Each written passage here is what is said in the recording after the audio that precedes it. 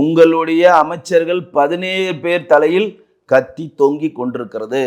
அந்த அந்த 17 பேர் அமைச்சர்ல எப்ப தீர்ப்பு வந்தாலும் அவருடைய ஆட்சிக்கு அமைச்சர் பதவி காணா போகும்.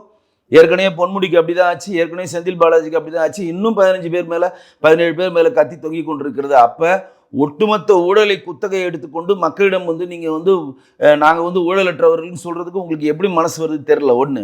ரெண்டாவது, நீங்க என்ன சொல்றீங்க, உலகத்திலேயே சிறந்த திராவிடன் மாடல் ஆட்சி, உலகத்திலேயே நாங்க தான் அதிக வேலை வாய்ப்பு கொடுத்துட்டோம், உலகத்திலேயே நாங்க தான் நம்பர் ஒன்னு சொல்றீங்க. தவிர இங்க நம்பர் 1 இருக்கிறதுக்கு என்ன பண்ணிருக்கீங்க சொல்லுங்க.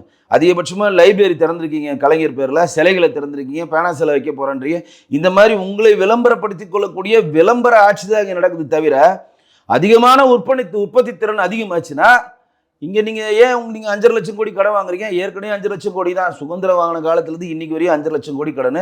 2021 இருந்து 25 மறுபடியும் 5 லட்சம் கோடி கடன்னா இந்த மாநிலத்தை, தமிழக அரசு இந்த மாநிலத்தை கடன்காரண மாநிலமா ஆக்கி ஒரு ரேஷன் அட்டைதாரர் தலையிலும் 2,500 3,000 ரூபாய் கடனை சுமத்திட்டு நாங்க முன்னேறின மாநிலம் என்ன முன்னேறி இருக்கீங்க சொல்லுங்க. முன்னேறின மாநிலம் நீங்க கடன் வாங்குறீங்க?